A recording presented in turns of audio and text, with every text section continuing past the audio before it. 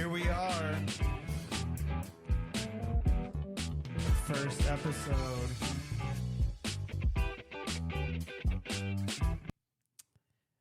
What'd you think about that bop? It's amazing. You like the bop? You like the intro bop that this I do. Rodecaster provides, huh? It makes me want to dance. That's kind of what I'm going for. So I appreciate that. All right. So very first episode. Boop, boop. And I am so stoked to have my fiance, soon to be husband, That's me. on my first episode. There was no way I was going to do my very first podcast episode and not have you on it. You're my number one. You're my support system. I love you so much. And you're kind of a big reason why I'm also doing this, because you help me, you help and support my dreams. So Always. Take me for everything that I am. So Of course. Oh, that was very sweet, babe. yeah, well, I mean it. So, all right. So as you know, we're trying to keep this at 30 minutes. So I figured we would do a introduction on kind of like us. You know, there's the L, the G, the B, the T, the Q, the plus, and we are the G in that mix of keeping Austin queered. Mm-hmm. So let's just We have... are two gay men. We are yes. two gay men. Yeah. Surprise. But I figured we'd just give a little introduction to, how we met and what's to come and all that stuff. So, sound good? Yeah, I love it. All right, and I'm going to play with the sound effects too. So, well, let's talk about being single in the streets for so long and how we got to finally a place when you meet the one, right? Yeah. I mean, I'm 34. I was 32 when we met. Yeah. And, I mean, it wasn't 32 years of the streets, but it was A good run. But yeah, I mean, I earned my racing stripes. Yeah, I can say the same. And then you're 43, so 43. Yep. still kicking, y'all. Still kicking, live and well. Yeah, so I mean, we both, we both dated and we did what we needed to do, and sow our oats. And when we met, it was like at the right time. I was ready. I mean, I've been ready, but I was ready to find you and get married to you. Yeah, no, I agree. I think it's all part of that is about being ready, being ready. You have to live a good portion of your life before you really, I feel, I mean, this is just my opinion, but like if you're, oh man, I look back and I wanted to get married by the time I was 25. And now I'm glad that I was the age that I am. Yeah. When I met you, or the age that I was when I met you. I'd say the same. I clearly wanted it to happen a little bit earlier. Of course. And who doesn't? But you know what? I feel like, and living a pretty full life up into that point. And obviously it's not ending, but I was ready to, do what we're doing. And I'm so happy that we're doing it in a way where it, I don't know, it's just more feels like it's meant to be in the stage that we're in our life. So, I mean, yeah, like you said, sooner would have been great, but also, I don't know. I was exactly who I needed and wanted to be with you. Right. And that was, I don't know. And Lord knows I had to do some, we had a lot to of do work, the work in the journey. We say that to our friends. You got to do the work. You got to do the work. And you got to do and prepare yourself for that journey. But anyways, so we were, because you were swiping. I was on Hinge. I was laying on my couch on a Saturday night, taking it slow. And, and then all of a sudden I just swiped, and there was the most beautiful, most perfect, most amazing man I've ever seen in my life. Ooh. Okay. So I liked him. Okay. And I was at going to see that Bros movie with a few friends, and I kind of felt like was losing hope on the dating apps. I wasn't really a dating app kind of guy. I mean, truthfully, I wish I was, had my spin around the house on that, but that's not really my style. So I think I was giving up and kind of losing hope. But what I did attract me, or I guess got my attention, was when we were chatting. I told you I was out with some friends, and you said, enjoy your time with your friends. Text me in the morning. And text me in the morning. Have fun. And that was like literally like the second thing we said. Like we matched, and then, how are you? Doing great. How are you? What are you up to? Laying on the couch. What are you up to? Just got out of a movie, about to go out with friends. Have fun. Like that was literally our whole first conversation. Right. So this is yeah. And so I continued on with the night, and then of course I remembered it because I was like, okay, he has a, definitely the look that I like for sure. And let's see what's up. And so I think I texted you pretty early in the morning. Yeah, Didn't waste no time. No, I woke up to the text. Okay. And then I think we were just chatting all day because at that point it's a Sunday. Yeah. I'm dead on Sundays. Now I just don't have the strength. And so I feel like I've been pretty quick. I feel like I was just, you can lay up on the couch and I know. text all to who and how long for how, that's what you do. So I think we just decided we were just having great conversations, connecting. And I think we talked about doing a date on Wednesday, right? And then I decided to speed it up and say, hey, what are you doing now? And so, right? And then not even 24 hours later. Not even 24 like the hours. next day. Well, you know what? Strike when the iron's hot. Ooh. And then the next day we met up at this place, Armadillo Den. Is where we met. And I Ubered there, and I got there before you, and there was that Beto O'Rourke convention. Yeah. Or rally. And go Beto. So there was nowhere for you to park. And so you're like, and you pulled up on the side of the road and picked me up off the street. Yeah, I sure in did. your Jeep. Yeah. And I opened that door and I went, oh God, this man's going to either like break my heart or is going to have all of it. I was like, oh. And I stuck the landing. You sure did. 30 minutes into our date, I knew you were the one. Yeah, and I did too, honestly. I mean, I feel like I definitely got there. Took you an hour and 30 minutes, right? Oh, hour and 30 minutes. Okay. Yeah, that was a very busy, unexpected day. I didn't know that they were having that there. And, in the South Austin Man Check bars, there was a ton of people. And I was like, well, I live not too far from here. So if you want to just, it's not weird to come to my house and drop off my car. And then we can walk up to these bars and kind of like, bar crawl back. I didn't think it was weird. It was like... I know, but you always... Got to be careful for sure. I feel like the gays sometimes always want to just have you quickly come to their house. Right. You know what I mean? Right. You didn't want to give the wrong impression. Yeah, I didn't want to give the wrong impression. So I was like, let's give it a shot. So we did that, and we were walking, and we went to the bars, and we had great conversation, and we were just vibing. We were. Yeah. And I remember there was a band playing, and the lead guitarist had this really long blue hair. Like a cockatoo on a white bird. What's that white bird called? A cockatoo. Okay. Yeah. Sorry, I'm not an animal guy. Or maybe like that. all of his hair was like blonde, but then he had like that blue streak. I just remember this only blue tuft of hair.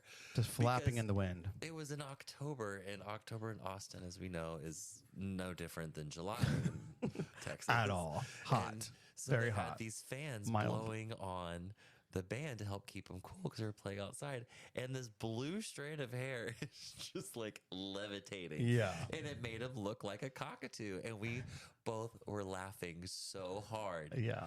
And then, but it was really good music. It was great music. And margaritas were flowing. I was feeling great. And then I put my arm around you. Yes, you did. Held you, and you were like, you just melted. I did melt. At that moment, I melted. And then I felt like, you know what? This is the part where you just go in for a kiss. Mm-hmm. And that's where we kissed. So, and then, And then we, I think we continued to bar hop. I think we didn't eat. There was like a little, was there a farmer's market there? There was. We bought some things. Yeah. It's like, oh, I like farmer's markets. You do too. Mm-hmm. Still do to this day. And then you asked if we wanted to come back and see the house. Yeah. And you gave me a tour. Mm-hmm. And then you asked if I wanted to do the swim spa. Okay. And then we got in the swim spa. And then you ordered, that Italian restaurant. We got like the different pastas. Olive Garden? No, it was not Olive Garden. You wouldn't be mad at Olive Garden. No, though. I wouldn't. But it was like, the place with all the, like the one with the pesto and the meat. Oh, antipasta? Antipasta? Yes. Yeah, I think it was the that was antipasta. really good. So you ordered a bunch of that. And then after, and we did kiss a little bit more in the swim spa. Of course. And then we ate pasta and watched Abbott Elementary. Yeah. Man, I gave you the full... You gave me the whole tour. I gave you the full tour of Italy. Not Olive Garden, but I did give you the tour of Italy. Well, when you like someone, you just kind of want it to last a little bit longer. Yeah, I know. So was it a good first date? It was amazing. I didn't want to go home. Mm-hmm. Okay. And not, a year and a half later, became my home. Yeah. Moved in, ready to go. Had that U-Haul ready. U-Haul on ready. reserves. No, I still now just talking about it out loud. That was just such a fun day. And I felt like, I don't know, time was going by pretty slow, which I loved. I don't know. It was just time went a little bit slower for us to enjoy that moment. So, all right. Well, then now we're together, moved in. We got 2 dogs, and we got engaged. We're getting married in a month. We're getting married in a month. 30 days from today. So it can happen, you guys. It can happen. Yeah. So what do you want to talk about? Our engagement? Yeah, we could do our engagement. All right. So, I love to travel. Yes. And just love different cultures and countries and learning about all of it and world geography and world history and just love traveling. Well, I usually go on a trip every year, or I did, definitely before we got together. And I wanted to keep that kind of tradition alive so we don't get bogged down or mundane or whatever. And we were talking about where we would go for like Christmas time. But yeah, you got to take advantage of the holiday. Right. breaks. Yes. And Christmas was a great time. And so we're like, oh, let's go to Paris. So we go to so we plan that. And Well, we both never been there. Oh yeah, we both which never is been important. there. Yes. And I said, let's look it up. And they had amazing flight deals on Delta direct flights from Houston. So I was like, this is actually doable. Let's book it. Yeah. And then I also am a huge Disney fan. And then you surprised me and bought 2 tickets for Disneyland Paris and to stay at the Marvel Hotel, Marvel New York Hotel, which is basically on site of the parks. And that was my Christmas present. Yeah. And that was it. I got the Airbnb. You had that set up, and then yeah, it was nice that we equally planned that together. I booked a few of like the tickets for like the museums and the Eiffel Tower or and all the that. archive. And then, but other than that, we did not know what each other was planning on the side. No, not at all. So we both had already said that we knew we wanted to get married to each other. Yes. Yes, I want to marry you. Yes, I want to marry you. But who's doing it and where and how? And I think it was important.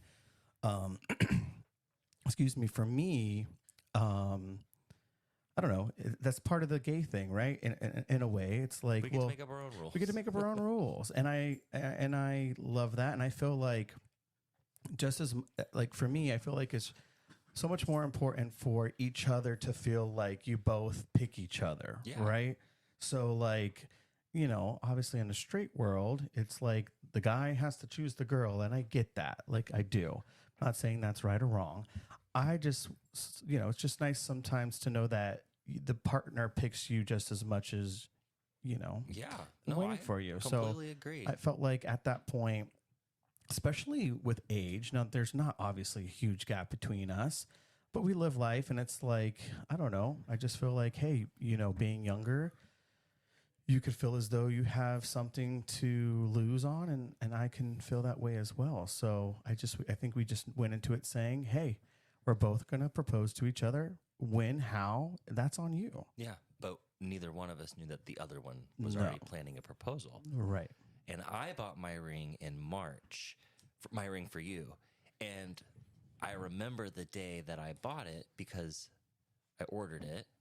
And then an hour later, you called me and you asked me to move in with you. Oh, wow. And I was like, ooh, just wait. Little does you know. Just wait.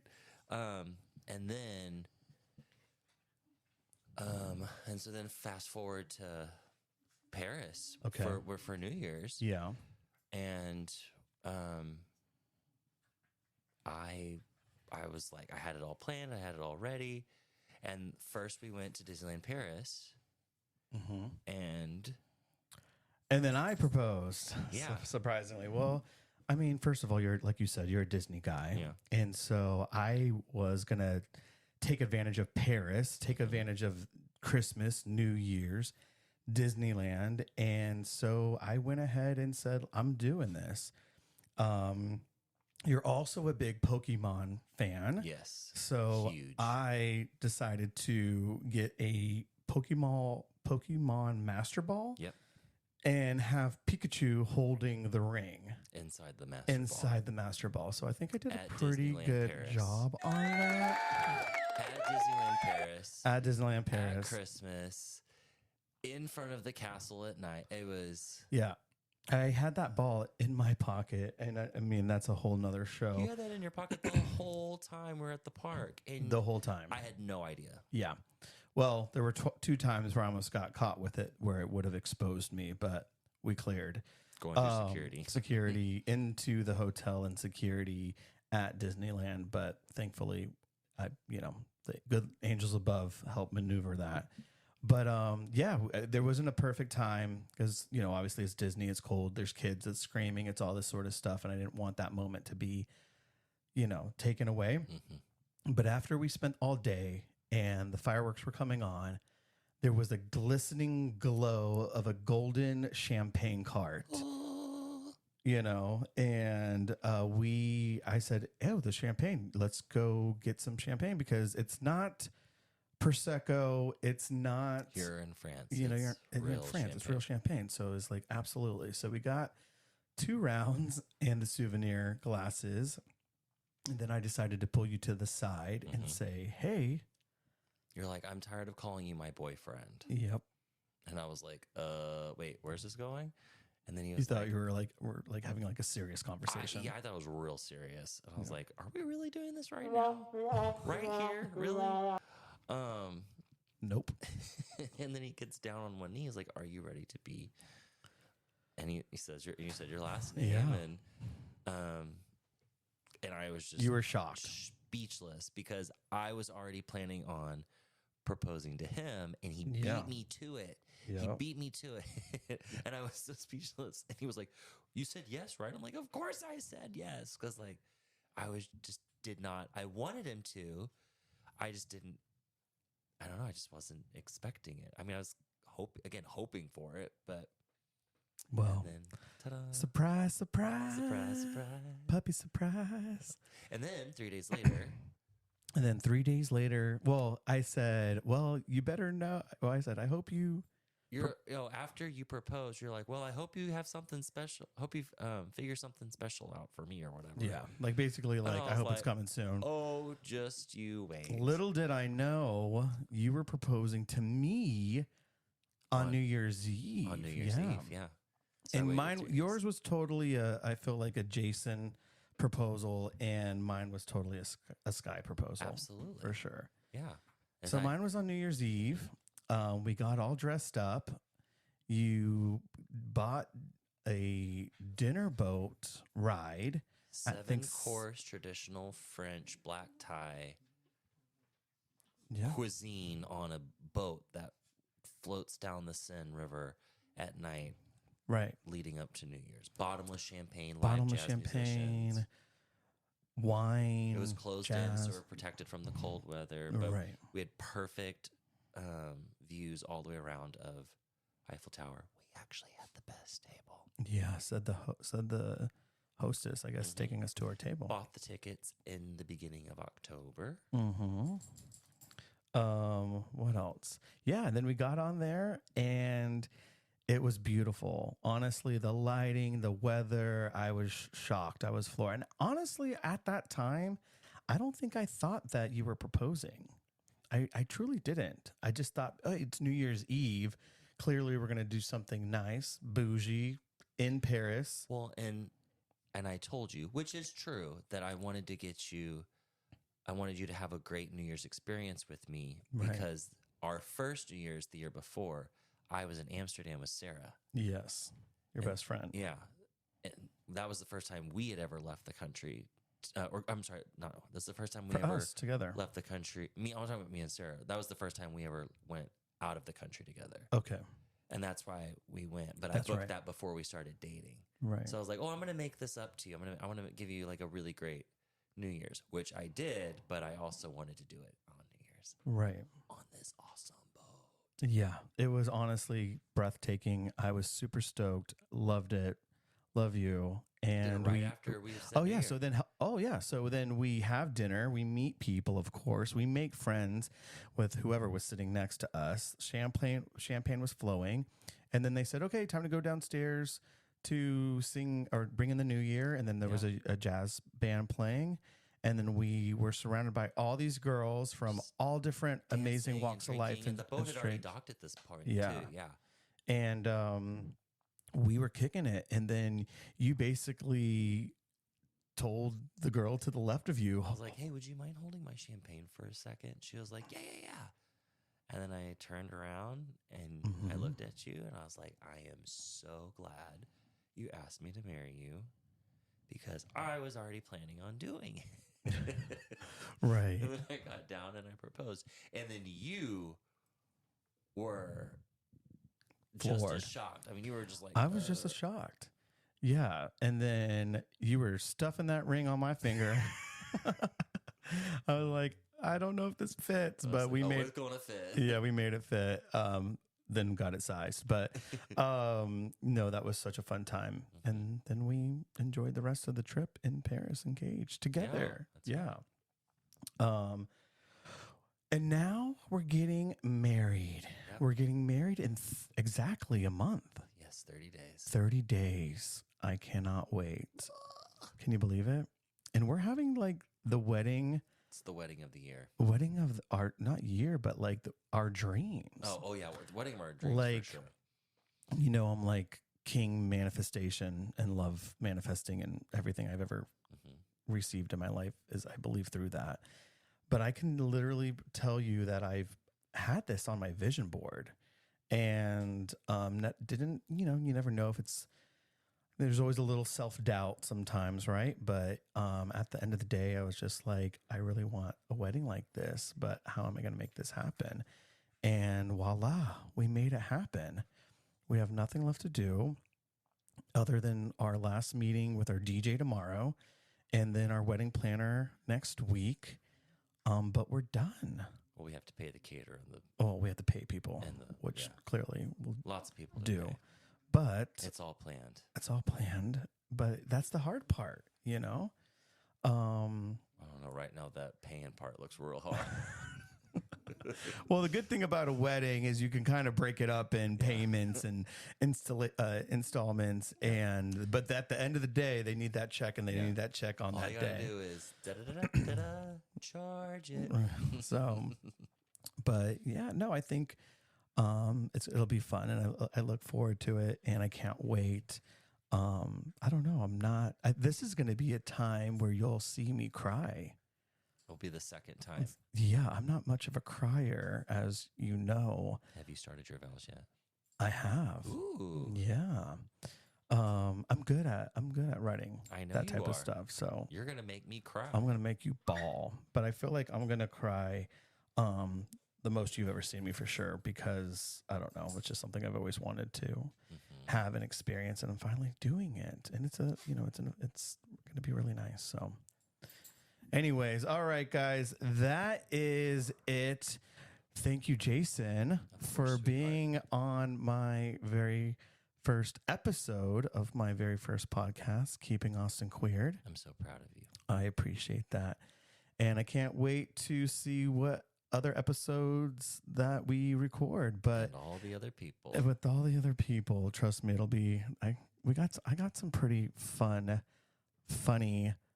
hilarious storytelling friends. The audience better buckle up. It's going to be very in a collective group. So anyways, thank you for listening. And don't forget to keep Austin queered. This is Sky. Have a great day. Have a great night. Talk to you later. Bye.